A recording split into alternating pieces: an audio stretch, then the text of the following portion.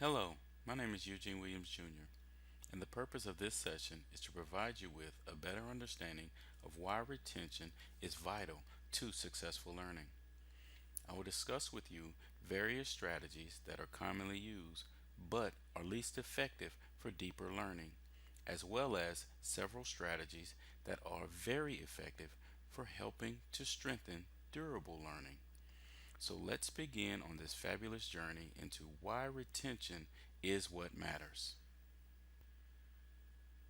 When it comes to the process of successful learning, there are three uniform conditions that I'm sure we can all agree on.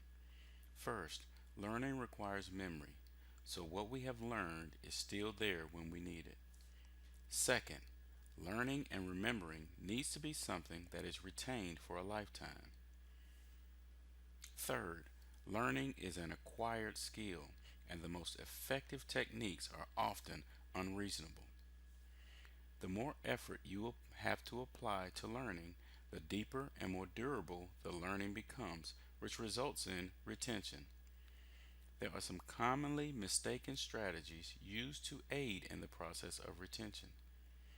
These methods are taken by faith and based on intuition, but do not hold up under empirical research. While research has proven these strategies to be least productive, several others have been confirmed to be more effective in strengthening retention. Retention is defined as the continued possession, use, or control of something, or the fact of keeping something in one's mind. Being able to retain and recall information when it is needed is probably one of the most effective techniques in the process of successful learning. My goal through this presentation is for K through 12 teachers to have a clear understanding of the most effective strategies needed in order to obtain retention. By the end of this presentation, each participant will be able to efficiently communicate these learning objectives. 1. Identify commonly misunderstood strategies for helping with retention. 2. Describe effective methods that can be used to improve retention. 3. Identify some of the most effective practices required to build and strengthen retention. And 4.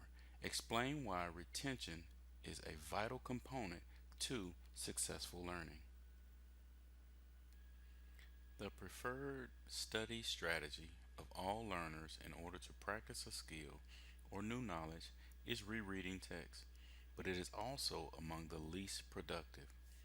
Rereading text provides the learner with the feelings of fluency that is taken to be a sign of mastery, but for actual mastery and endurance, this technique is a huge waste of time. There are actually three valid issues with rereading. For one, it is extremely time consuming. The second is that it does not result in any substantial memory. And finally, rereading often presents the deception that with growing familiarity with the text, a learner actually begins to feel they have mastered the content. Research has proven that rereading text provides short term benefits, which is not a factor in retention since the gains from this strategy are often temporary. Cramming is an example of mass practice. Cramming may feel like a productive strategy, and it may get a student through the next day's midterm, but most of the material will be forgotten before the final. Researchers did a study in 1978 and found out that cramming does lead to higher test scores on an immediate test, but it results in faster forgetting compared to practicing retrieval. Cramming can be likened to a binge and purge eating, meaning that a lot goes in, but most of it comes right back out in short order. Just like with rereading text, cramming contributes only in short term situations. It has no benefits to effortful learning, which leads to retention since information only lasts momentarily. As with cramming, most believe that learning is better when you go at something with a single minded purpose, the practice, practice, practice that is supposed to burn a skill into memory. Faith in focused, repetitive practice of one thing at a time until the skill has been perfected is common in our society. Researchers have identified this type of practice as mastered, and our confidence rests in large part on the simple fact that when we continuously work on it, we can actually see it making a difference. Although, despite what our eyes may tell us, this trust is often misplaced. Retrieval practice, recalling facts, concepts, or events from memory, is a more productive learning strategy than reviewing by rereading or massed practice.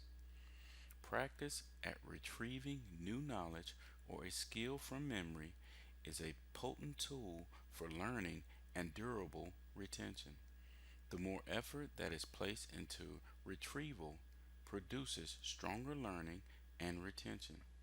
Repeated retrieval not only strengthens the memory but creates knowledge that can be more readily retrieved in many different situations and utilized for all types of problems. Retrieval practice can be broken into many different techniques that are designed to promote learning but ultimately retention. We're going to discuss a few of them in the next few slides in hopes that many of you will incorporate them into your classrooms. Empirical research proves that frequent testing builds memory by interrupting the process of forgetting. A simple test after reading a text or listening to a lecture produces better learning and remembering than rereading the text or reviewing lecture notes. Frequent low stakes testing helps to greatly decrease the test anxiety among learners by modifying the consequences over a much larger sample, which means no single test is truly a make or break situation. Research also indicates that testing, compared to rereading, can facilitate better transfer of knowledge to new contexts and problems, and that it improves one's ability to retain and retrieve material that is related but not tested. Testing at the beginning of class before introducing the material and testing at the end of class after discussing the material are methods proven to be efficient tools for building retention. Frequent testing helps in the process of retrieval, but testing does not have to be incorporated by the teacher. Students can establish retrieval practice anywhere, and it is not necessary for the teacher or any adult to be present. Self testing may not be appealing because it requires more effort than rereading, but as already noted, the greater the effort put into retrieval, the greater the retention. Students who use self testing have a better grasp on their progress than those who simply reread the material. Let's think flashcards. The way first graders learn their addition and subtraction facts can work just as well for students at any age to quiz themselves on anatomy, mathematics, or even law. If teachers want students to take a more direct initiative in their learning, then strategies like flashcards need to be offered to them. While practicing is vital to learning and memory, studies have shown that practice is far more effective when it's broken into separate periods of training that are spaced out. Spaced out learning produces the benefit of spreading out the learning so that the brain has to put forth more effort in order to retrieve the information it processed, which helps build stamina for durable learning. Durable learning requires time for the mental rehearsal, which is more effective than mass practice. Increased effort required to retrieve the learning after a little forgetting has the effect of retriggering consolidation, which is strengthening mental representation for long term memory. Some forgetting between practice sessions can be a good thing, as long as it leads to more effort in practice, but not so much that it requires retrieval to become relearning the material. The simple act of spacing out study and practice in installments and allowing time to elapse between them make both the learning and the memory stronger, in effect building habit strength. In order to promote spaced out practice, interleave two or more subjects or skills to provide a form of spacing.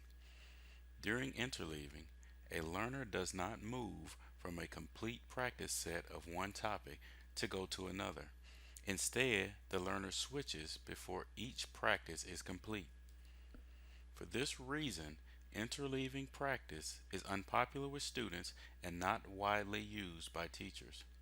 Students find it confusing because just as they are starting to get a grasp of the new material, they are not at the point of mastery.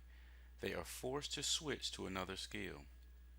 The learning from interleaved practice feels slower than learning from mass practice, but research unequivocally shows that mastery and long term retention are far more effective if the practice is interleaved than if it is massed. The basic idea of varied practice improves the ability to transfer learning from one situation and apply it successfully to another. Practice is considered varied when it involves not just studying the skill that has to be performed, but studying various skills which correspond to what has to be learned. For example, if the skill that has to be learned is tossing beanbags into a bucket 3 feet away, varied practice would be tossing the beanbags into buckets that are 2 feet and 4 feet away. This type of practice allows for the development of a broader understanding of the relationships between different conditions and the movement required to succeed in them. Varied practice helps learners build a broad schema, an ability to assess changing conditions and adjust responses according to fit. In conclusion, I hope I have given you some insight into some commonly mistaken strategies that are used for learning. Rereading text and mass practice work for short term and temporary moments, but are the least effective for building retention. The most effective strategies that are necessary for the successful learning through the process of retention require retrieval practice for long term memory. These techniques strengthen the memory because they demand effort, which in turn commands the brain to work harder to retain the information. Remember, learning is deeper and more durable when it is effortful. Retention is what matters.